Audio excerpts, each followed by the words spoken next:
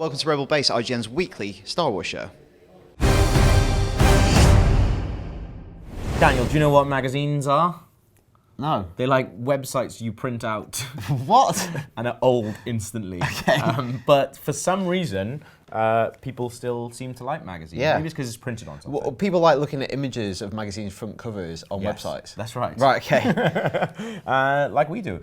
So Empire magazine, it's a movie magazine, had an exclusive, and they've basically had this huge interview with a lot of the cast. And they've got these 6, I think, covers. There's also a really cool cover, which I saw, I think it's like a Sainsbury's, which is a supermarket here in the UK, exclusive, where you get a little Kylo Ren action figure. Is it Taste the Difference cover? Yeah, they don't know Taste the Difference. Some people will. Yeah, okay, some people will. Don't Okay, assume fine. that people... Taste the Difference is like the best food you can... Anyway, come on. So they're having a lot of like exclusive stuff. So they've revealed a couple of things. One thing, Constable Zuvio. Yes. A vigilant law officer on a mostly lawless world who keeps order in a frontier trading post. He's also apparently tough and humorless. Basically looks like a big cat without any skin. Yeah, this is the... We've seen action figures of this guy Yes. for a while, Yeah. and Empire have that picture they released. Yeah. Quite colourful, Yeah. and... I think this is one of the people, or he's maybe in charge of the officers that we see Rey beating up. Right, okay. At one point. This is like a bit of a skirmish. Yeah. So I think they just keep an order on Jakku, I think. That sounds like a boring job. That's probably why he's a bit humorless. Yeah. But do you know the coolest thing that I've read in all of the Empire stuff? Something about Andy Serkis and the Supreme Leader Snoke. You ready for this? Yep. This is Andy Serkis speaking. So imagine that voice. Okay. I work specifically with Donald Gleeson and with Adam Driver. That sounds nothing like Andy Serkis. All right. It's from Ruislip. Come on. My first day was basically standing on a 25-foot podium doing Lord Snoke without the faintest idea what he looked like, or in fact, who he was. I was very high up, totally on my own, away from everybody else, but acting with them. He is severely damaged, although he's a powerful leader. He comes across as vulnerable, very scarred and disfigured. Okay, so he's severely damaged. Yeah. He's very vulnerable. And Yeah. he spends a lot of his time high up on a 20-foot podium. Do you think he's a bit like David Blaine? I think the podium is not, he's not just up there looking down. He's a giant creature, man. You actually think he's 25 foot? I absolutely think he's You don't- 25 foot. Really? Absolutely. Like, there's other quotes saying that he is tall. Yeah. You think he's 25 foot? 25 foot's really big. I think he's 25 Imagine foot. the framing on that. He's going to get knees. Well, that's the thing. Maybe he's like, you know, well, think of Just get back of it. Just get your shot. I know it does sound ridiculous, Well, yeah, it does. but think about The Hobbit films. Yeah. Think about that. Like, how big is that dragon?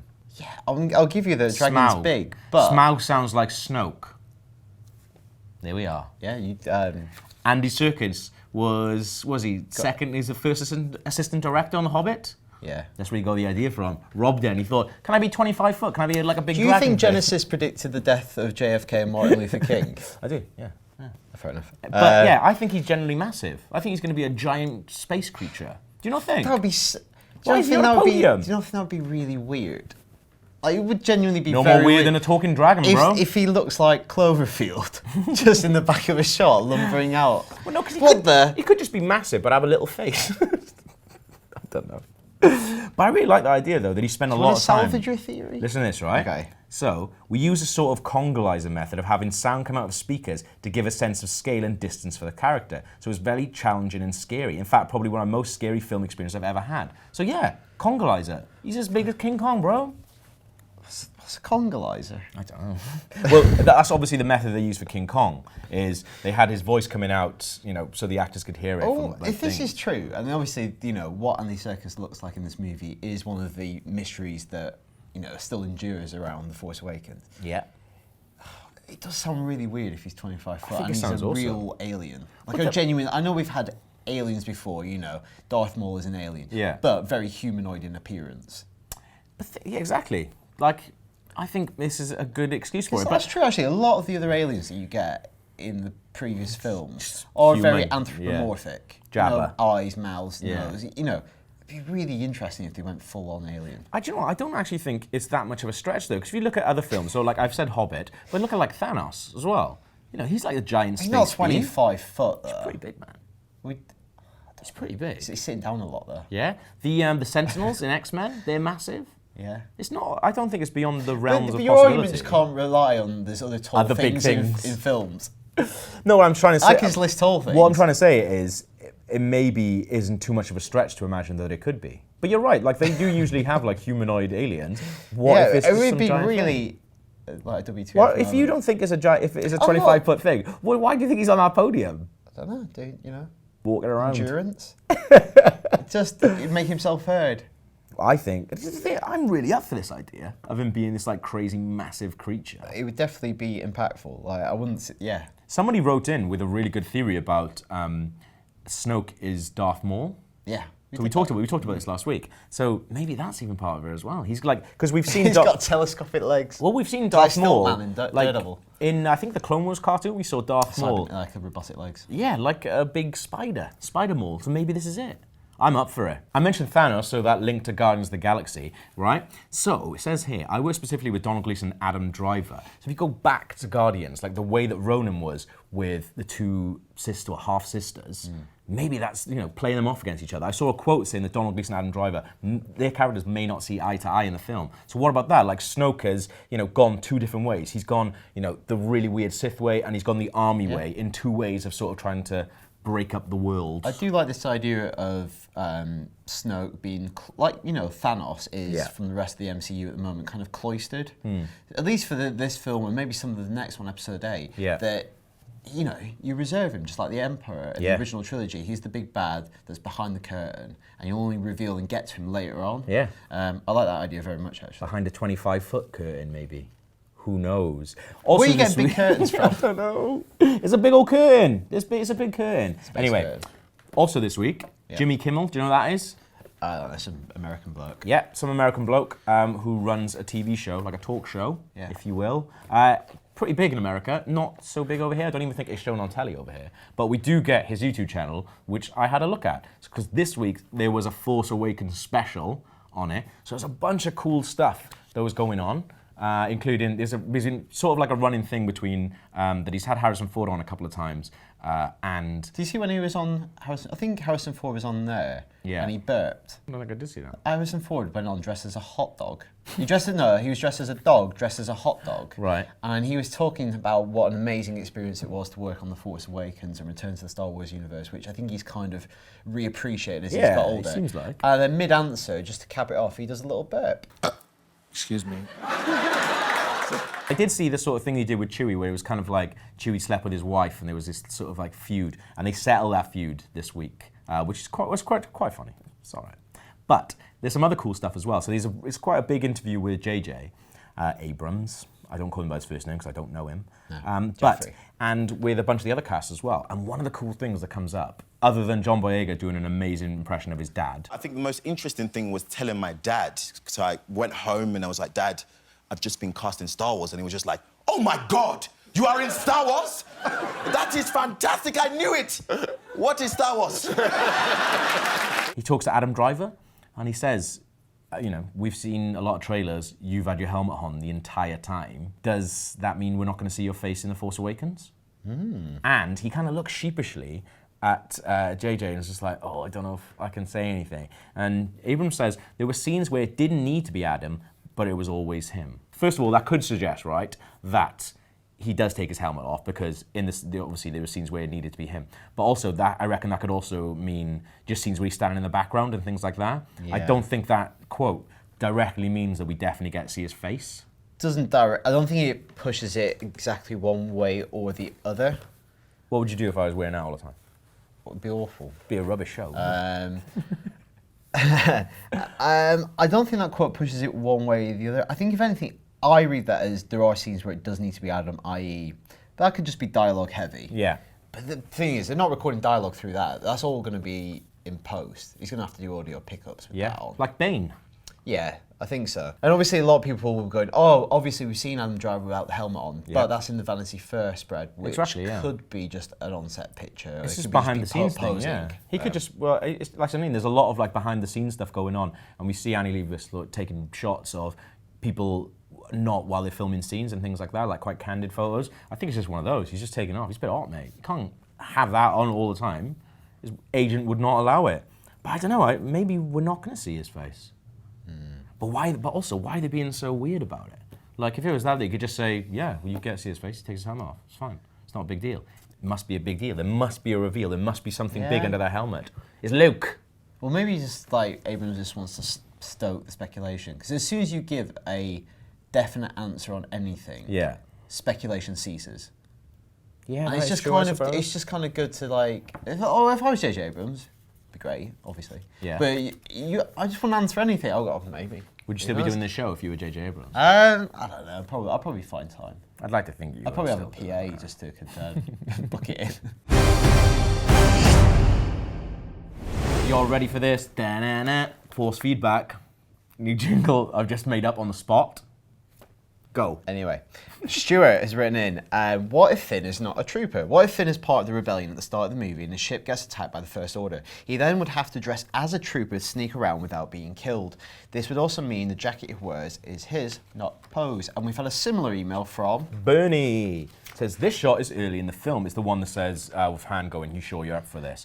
Finn, Luke Skywalker's pupil, has met Leia to warn her of the terrible future she's shown by the Force. Han and Chewie are sent on missions to rescue either Rey or Poe and take Finn along. Typical Han plan, making stuff up as they go along, remembers the Leia rescue and gets Finn to dress up as a stormtrooper. This would be a great throwback to the Episode 4 Leia rescue. But we know that Finn is definitely a stormtrooper. Yeah, so it's hard. It's going on so long now, it's easy to forget little bits of information. Abrams has confirmed it, and I think Boyega described his character as a stormtrooper at Star Wars Celebration. I think we've just kind of forgotten that. And also, sometimes the simplest explanation is the most credible. Yeah, I mean... I think take it as face value. I think we're getting to that point now where we're like... Definitely, yeah. Digging deeper. On the Jimmy Kimmel show, they introduced a new scene that we hadn't seen, and J.J. Abrams introduced it as Finn, a stormtrooper, has kind of lost his way, or left his post, I believe he says. So there we are. Okay, Lance, when it comes to Star Wars, we all know the stories are endless, but I'd love to see them stop rehashing old stories. The more I think about the Han Solo movie, the more I am turned off. I like not knowing who Han is. He's mysterious and you learn what you need to know through the original trilogy. We rehashed Anakin and Boba Fett in the prequels, and people were disappointed. Do you feel like Darth Vader and Boba Fett lost a little bit of status when you knew everything about them? Not really. Do you know what I think? I think a lot of people do feel that, like, you know, changing Boba, giving him that backstory, has, you know, you never... Inevitably, you spend more time with the character, you lessen the mystique of a character with limited screen time. It's inevitable, but the trade-off is you get more of a cool character you like. Yeah. And then I think ultimately it rests on how good is the stuff that you're filling it in with. I think they suffer particularly because I don't think the backstory for Boba is particularly interesting. I do. I think it's interesting, but you don't think it's a bit contrived. He watched his dad get decapitated. But then why is he working for the Empire later on? No, but it's Mace Windu that decapitates him. Yeah, but it's still... I would. I'd be going after every Jedi if I watched one decapitate my old man. You're still part of that, aren't you? You're this clone I don't know. Yeah. I don't know. I don't mind. I think as long as it's done well, that's fair enough. I think that's the thing. Like, I can understand that it could be done. Yeah, and it's, you know, I think I would rather... the people who are writing that movie and directing the movie are very talented people, and I have a lot of faith that it will be entertaining. This is an email from Cole Quinter. So we were talking last week about our favourite Hoth levels, and he says his favourite Hoth level is the old school Star Wars Battlefront 2. Is something that came out in 2005 old school? Depends how old you are. It was an amazing game from my childhood. This new Star Wars kind of is a disappointment right now. I was hoping for something like that. Would have been cool. In the old Battlefront 2, you could choose what you want to do, or play as a Hoth, running around across the whole map, or flying in a T-47 airspeeder, or play on Tatooine. Cool stuff like that. Shame the new Star Wars right now doesn't have any of that stuff yet. They will probably charge $50 for that too. Lol. I don't know, there's quite a lot of cool stuff to do on there, I think. Yeah, I feel like Battlefront's getting a bit of kicking from some quarters. Yeah. I've played it for I must have played it for about 12, 15 hours, which is more than I play some single-player games. Yeah. Yeah, I would like some more stuff, but... I think it's good fun. Yeah. I like it. Jaden McAllister. Okay. So, this is all about Snoke. Okay, here we There's go. competing theories about who he might be. Some people say Jar Jar, some people say Darth Maul. So, about the Darth Maul being Snoke theory. So, I believe that there is 36 years between episode 1 and 6. So, that means there is 60 years between episodes 1 and 7. Maths. Yeah. So, if Darth Maul was around 20 in episode 1, he would be 86 years old. This is possible, as the lifespan of a Dathomirian can range from 40 to 100 years. Amazing. So he could still be alive, and so they could put him in there as a way to try and connect the prequels. And but Jar Jar is less credible. He says he's most likely dead since the average lifespan of a Gungan is only 65. Excellent. So he's used alien biology. I like that. To determine whether that's credible or not. I think that's really good. You know what? I really wouldn't rule out the Darth Maul thing. You think the main villain of the next 3 Star Wars movies is a 25-foot Darth Maul? When you put it like that, Daniel, yes, I do. Next and final bit of force feedback from Ty Kim says, I have a theory about Kylo Ren's lightsaber. Could it be possible that Kylo Ren's lightsaber is powered by the crystal of Darth Vader's lightsaber? Perhaps Darth Vader's lightsaber did survive from the explosion of the second Death Star. Kylo Ren may have recovered the Dark Lord's weapon and somehow able to reuse the damaged crystal for his own modified lightsaber, which explains why the blade has that crackling out-of-control effect. What do you think? Oh, it's Tom, I think. It's Tom from Washington DC. Tom? I think it's a good theory. I think that's bang on. Yeah, I think that's awesome. Yeah. I really like the idea of everything around it is coupled together, but the beating heart of his lightsaber. Definitely. I think that's right. I think that's cool continuity. Excellent. And maybe that's why they're going. That's why he's going after the other lightsaber. Just wants to collect it all. Because he thinks he's putting them both together. Super nerd. Makes a super lightsaber. He's like that guy who loves Alan Partridge. And at the end, he'll lift up his shirt and he'll have a big Darth Vader tattoo on his chest. It could be that. Could be that. Do you think that's what it is? Probably not, though, right? But if you do, let us know. rebelbase@ign.com. But the other thing as well, they were talking about on Jimmy Kimmel. We found out, right, what the very first word in Star Wars: The Force Awakens is going to be. What do you think it is? I've written it down, so you've just looked at it. I've read it. Ready? Yes. This. Look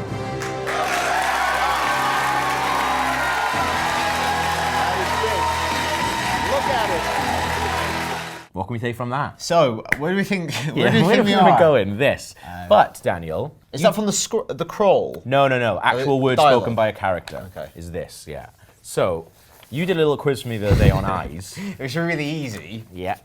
No, you could have made it hard. It's up to you. I didn't want to make it hard. Also, it could have been hard. I'm really good at Star Wars. So, It's really good at eyes. Yeah, I'm wicked at eyes. Do you ever used to watch a show called You Bet? I don't think so.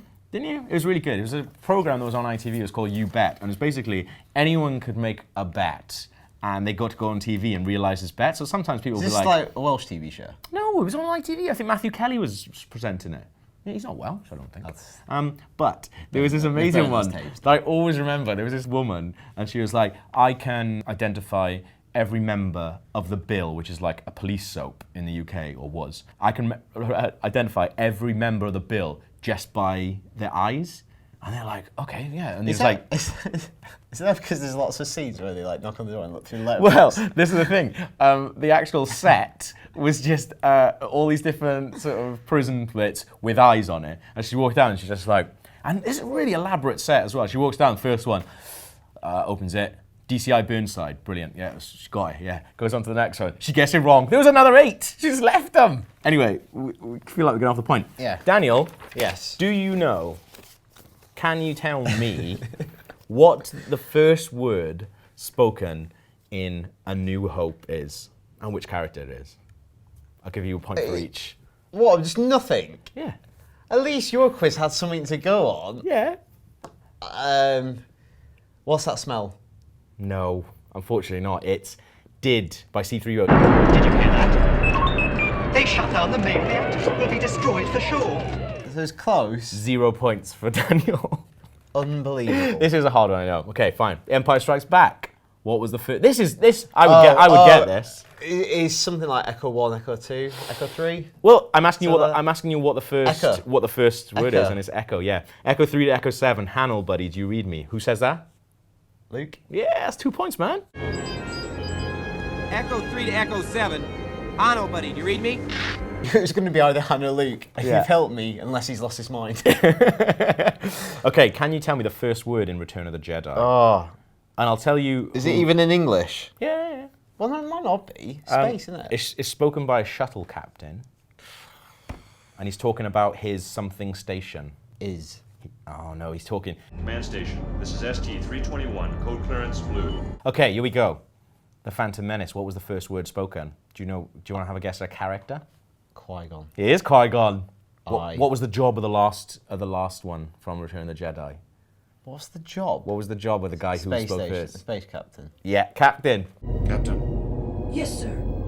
tell them we wish to board at once. That's right. 2 points, mate. 2 points. 3 points? You're I've nailing got- it. No, I've got more than that. Oh, you got 4 points altogether. They just got 2 points for that. That's what I'm Right, saying. okay.